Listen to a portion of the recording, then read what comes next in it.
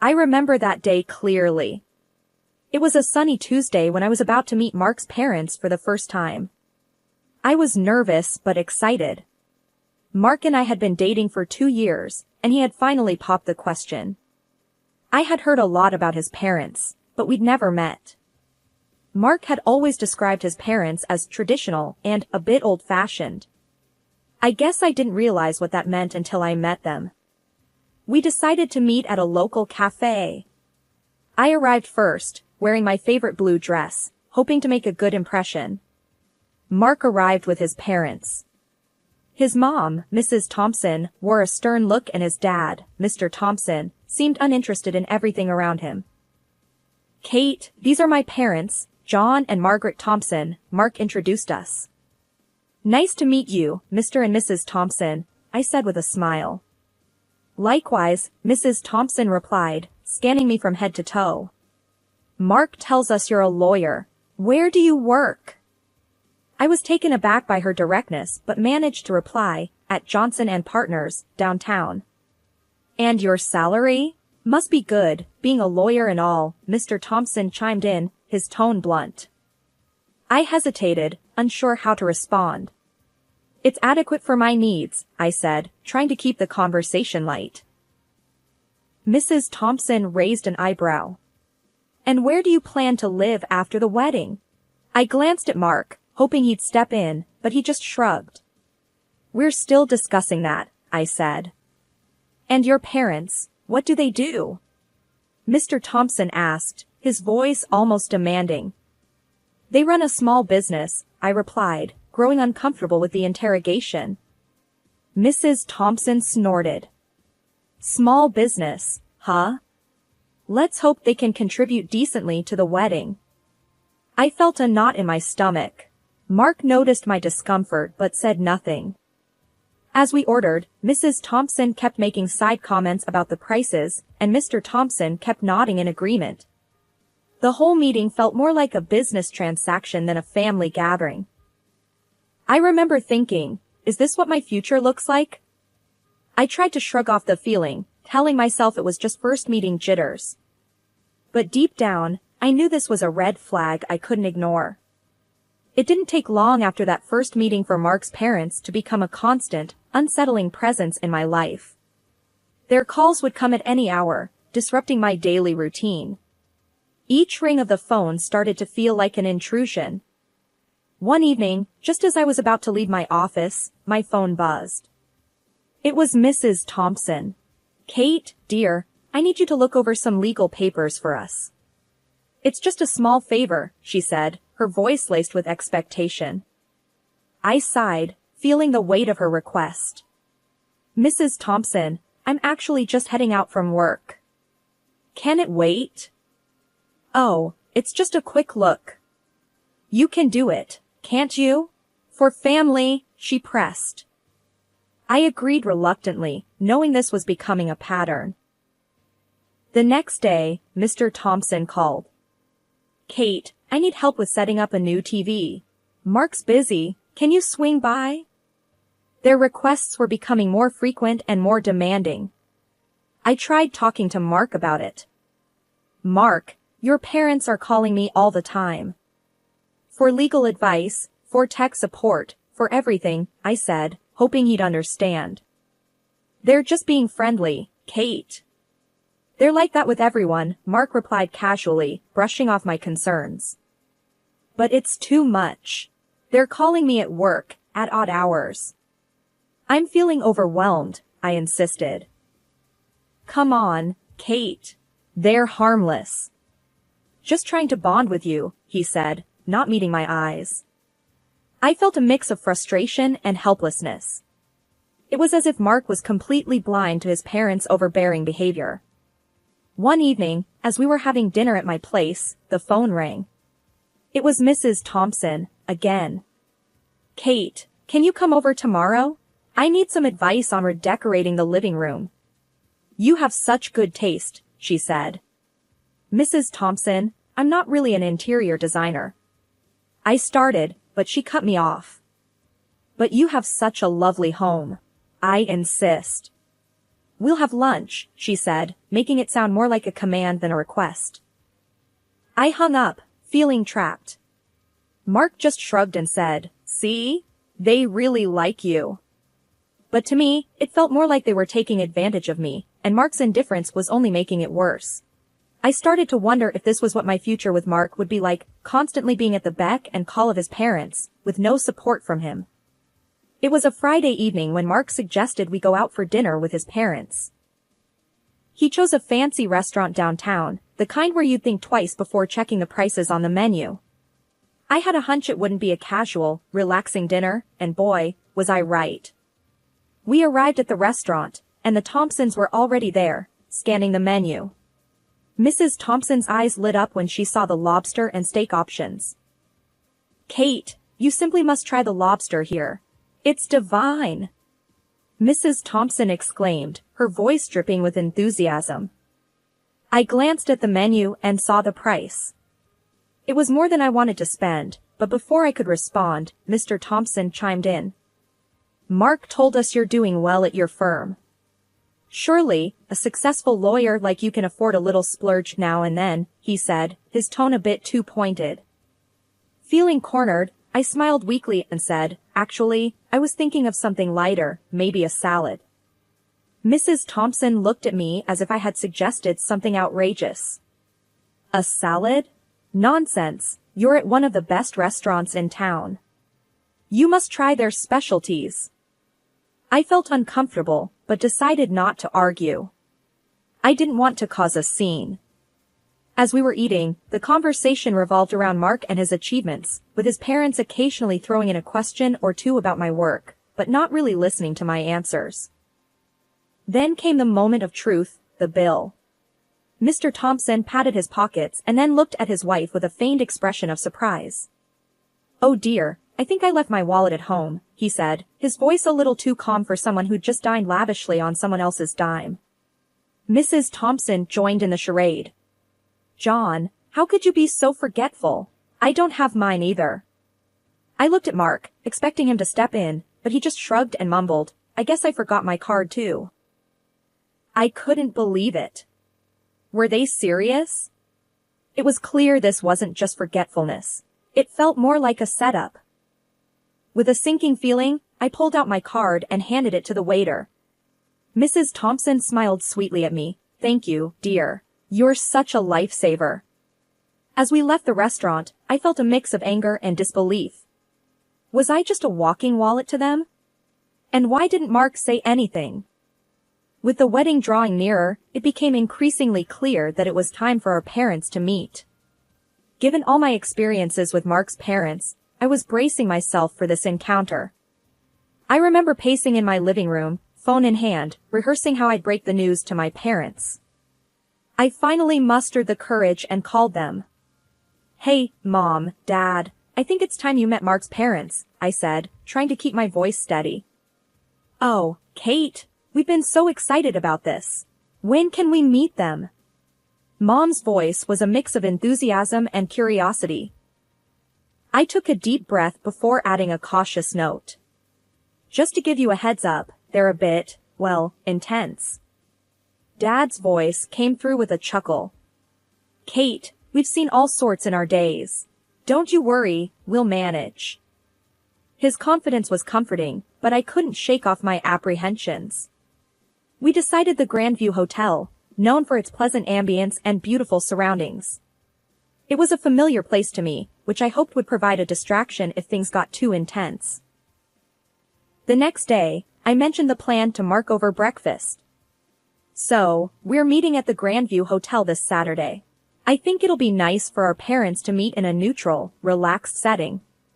Mark nodded, absorbed in his phone. "Sure, sounds good. I'll let my folks know." I spent the next few days in a whirlwind of preparation. I wanted to ensure that everything was perfect, hoping it would help keep the peace. As the day grew closer, my nerves began to fray. I found myself obsessing over every little detail, from what I would wear to how I would steer the conversation away from any potentially sensitive topics. On the eve of the meeting, I lay awake, scenarios running through my head. What if Mark's parents said something offensive? What if my parents didn't like them?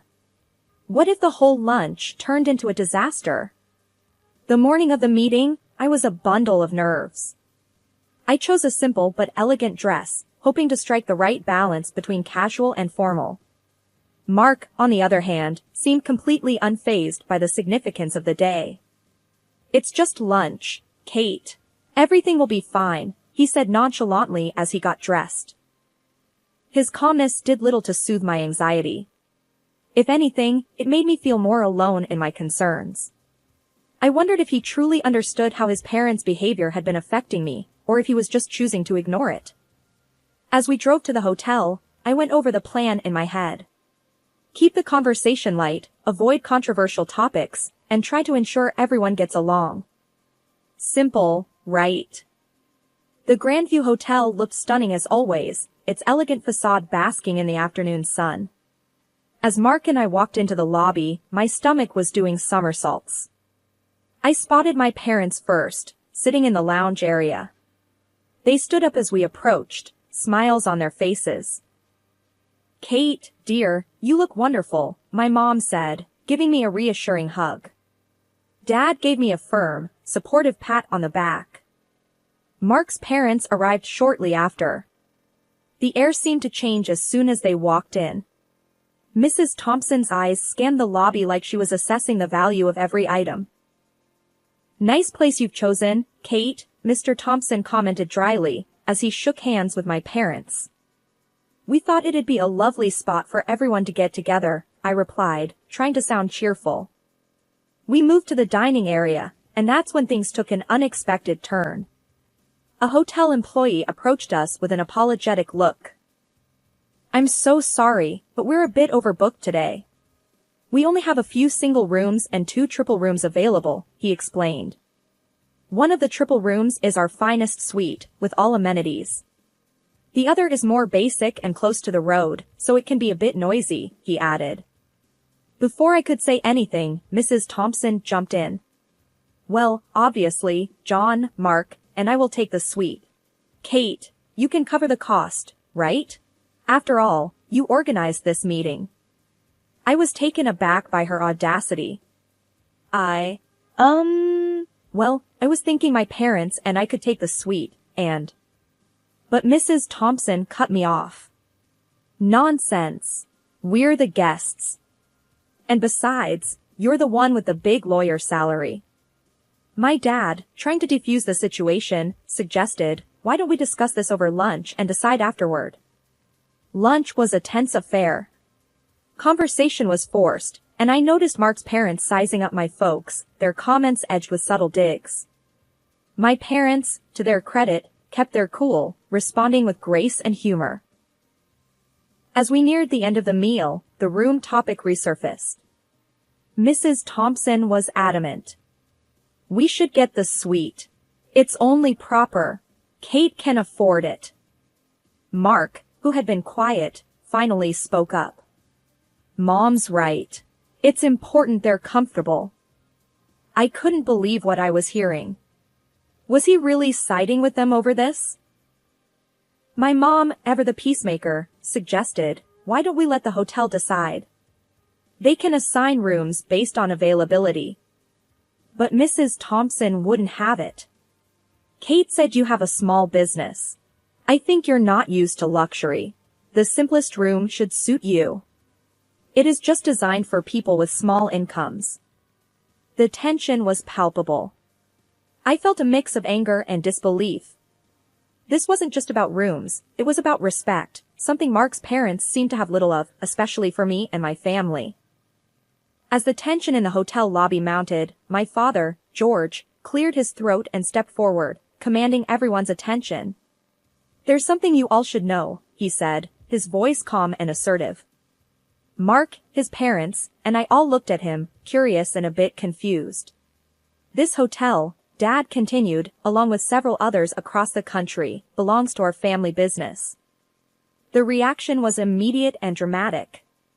Mrs. Thompson's mouth dropped open, and Mr. Thompson's eyes widened in shock.